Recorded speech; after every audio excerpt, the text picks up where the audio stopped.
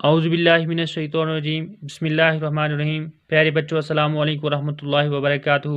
امید ہے کہ آپ خیریت سے ہوں گے۔ پیارے بچوں، جیسا کہ آپ بخوبی واقف ہیں کہ پورے ملک میں کرونا وائرس بیماری کی وجہ سے لاک ڈاؤن چل رہا ہے، حکومت کی طرف سے ہر ایک کو اپنے گھروں میں بنے رہنے اور سماجی دوری بنائے رکھنے کی ہدایات دی گئی ہیں۔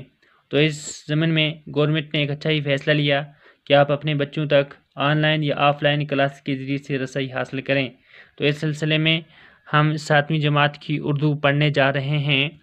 ہمارا آج کا موضوع ہے اخلاق نبی صلی اللہ علیہ وسلم، یعنی نبی پاک صلی اللہ علیہ وسلم کی عادتیں، نبی پاک صلی اللہ علیہ وسلم کی ملنساری۔ محسن انسانی رحمت عالم حضرت محمد صلی اللہ علیہ وسلم کی پوری زندگی اور آپ صلی اللہ علیہ وسلم کی سیرت پاک تمام انسانوں کے لیے بے مثال نمونہ ہے۔ محسن انسانیت یعنی انسانیت پر احسان کرنے والے، رحمت عالم تمام عالم کے لیے رحمت حضرت محمد صلی اللہ علیہ وسلم کی جو پوری زندگی ہے اور آپ صلی اللہ علیہ وسلم کی سیرت پاک تمام انسانوں کے لیے بے مثال نمونہ ہے، اور آپ صلی اللہ علیہ وسلم کی جو عادتیں ہیں یہ تمام انسانیت کے لیے ایک بے مثال نمونہ ہے۔ آپ صلی اللہ علیہ وسلم کی سیرت پاک کا سب سے روشن پہلو آپ صلی اللہ علیہ وسلم کے بلند اور اعلیٰ اخلاق ہیں۔ تو نبی پاک صلی اللہ علیہ وسلم کی عادت کا سب سے روشن پہلو کیا ہے؟ وہ آپ صلی اللہ علیہ وسلم کے بلند اخلاق ہیں۔ آپ صلی اللہ علیہ وسلم کا خلق عظیم سب سے زیادہ متاثر کرتا ہے اور عالم انسانیت کے لیے ایک درس ہے۔ تو نبی پاک صلی اللہ علیہ وسلم کا جو خلق ہے وہ سب سے زیادہ متاثر کرتا ہے اور تمام انسانیت کے لیے ایک سبق ہے۔ پکے مخالف اور جانی دشمن بھی آپ صلی اللہ علیہ وسلم کے شریفانہ اور پاکیزہ اخلاق کے قائل تھے۔ نبی پاک صلی اللہ علیہ وسلم کے جو پکے دشمن تھے وہ آپ صلی اللہ علیہ وسلم کے پاکیزہ اخلاق کو مانتے تھے۔ آپ صلی اللہ علیہ وسلم حقیقت میں اعلیٰ اور عظیم اخلاق کے شاہکار تھے۔ آپ صلی اللہ علیہ وسلم کا سب سے بڑا کارنامہ آپ صلی اللہ علیہ وسلم کے عظیم اخلاق ہیں۔ آپ صلی اللہ علیہ وسلم کے اخلاق سے متاثر ہو کر کڑے مخالف اور جانی دشمن بھی آپ صلی اللہ علیہ وسلم پر ایمان لائے، یعنی کہ آپ صلی اللہ علیہ وسلم کے اخلاق اتنے بلند تھے کہ جو آپ صلی اللہ علیہ وسلم کے مخالف تھے، جو دشمن تھے، وہ بھی دیکھ کر متاثر ہو کر آپ صلی اللہ علیہ وسلم پر ایمان لے آئے۔ آپ صلی اللہ علیہ وسلم نہایت نرم مزاج اور خوش طبع تھے۔ نبی پاک صلی اللہ علیہ وسلم کی مزاج میں کوئی سختی نہیں تھی۔ درد مندی، تحمل، بردباری اور خلم درگزر آپ صلی اللہ علیہ وسلم کی خوش اخلاقی کے خاص جوہر ہیں۔ نبی پاک صلی اللہ علیہ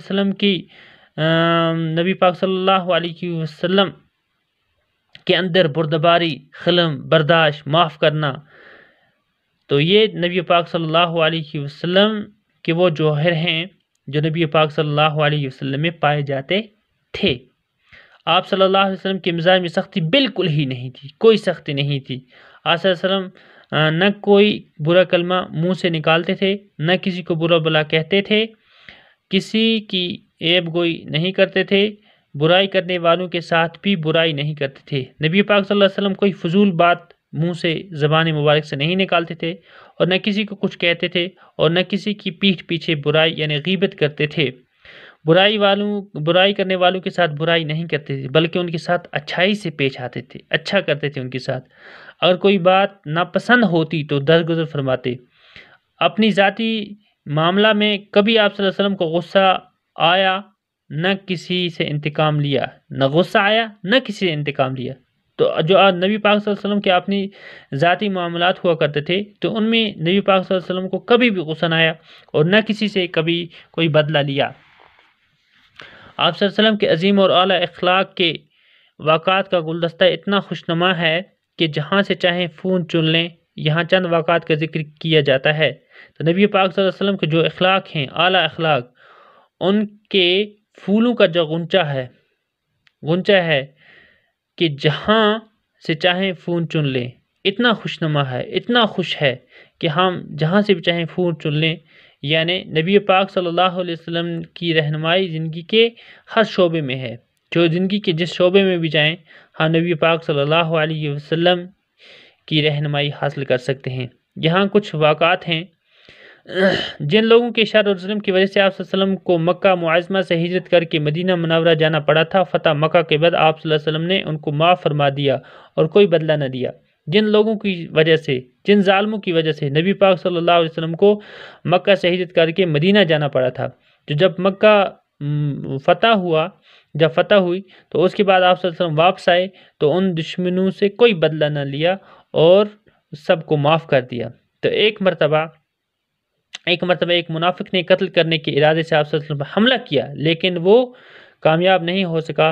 حضور صلی اللہ علیہ وسلم نے اس کو بھی معاف فرما دیا۔ یعنی کہ ایک مرتبہ آپ صلی اللہ علیہ وسلم پر نعوذ باللہ قتل کے ارادے سے ایک دشمن نے حملہ کیا، تو بعد میں وہ اپنے حملے میں ناکام ہوئے تو نبی پاک صلی اللہ علیہ وسلم ان کو بھی معاف فرما دیا۔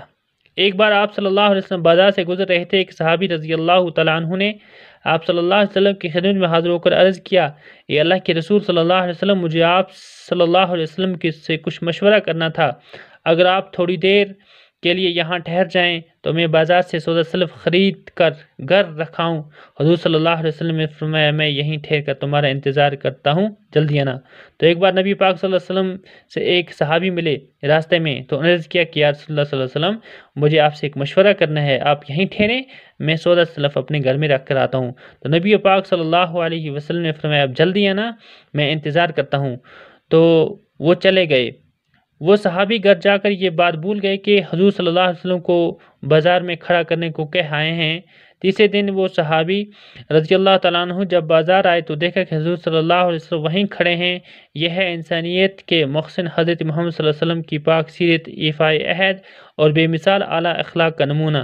تو جب وہ شخص گھر پہنچے، وہ صحابی، تو یہ بھول گئے کہ میں نبی پاک صلی اللہ علیہ وسلم کو انتظار کرنے کے لیے کہہ کے آیا ہوں۔ تو تیسرے دن جب اس صحابی کا وہاں سے گزر ہوا تو دیکھا حضور پاک صلی اللہ علیہ وسلم وہیں کھڑے انتظار کر رہے ہیں۔ تو یہ ہیں انسانیت پر رحم کرنے والے۔ ایک یہودی کی بیوی نے آپ صلی اللہ علیہ وسلم کو اپنے یہاں دعوت پر بلایا اور زہر ملا ہوا گوشت کھلا دیا۔ تو نبی پاک صلی اللہ علیہ وسلم کو ایک دفعہ ایک یہودی کی بیوی نے دعوت کی اور دعوت پر جب بلایا تو ان کو زہر ملا ہوا کھانا، یعنی کھانے میں زہر ملا کر ان کو گوشت کھلا دیا۔ اس عورت نے اپنے جرم کا اقرار بھی کر لیا، لیکن بعد میں جب اس نے اپنے جرم کا اقرار کیا کہ میں نے یہ جرم کیا ہے، مگر آپ صلی اللہ علیہ وسلم نے اس سے بھی معاف فرما دیا۔ تو بچے، آج ہم یہیں تک پڑھتے ہیں، کل انشاءاللہ ہم اس سے آگے پڑھتے ہیں۔ تو ہمیں اب اس سبق سے یہ نصیحت حاصل کرنی ہے کہ ہمارے اخلاق بھی اعلیٰ ہونے چاہیے، کہ یعنی کہ نبی پاک صلی اللہ علیہ وسلم کے جو اخلاق تھے ان سے متاثر ہو کر آپ صلی اللہ علیہ وسلم کے جو دشمن تھے وہ بھی متاثر ہوئے، انہوں نے بھی پھر ایمان لایا، کیونکہ جب نبی پاک صلی اللہ علیہ وسلم کے اخلاق اعلیٰ اور عظیم تھے۔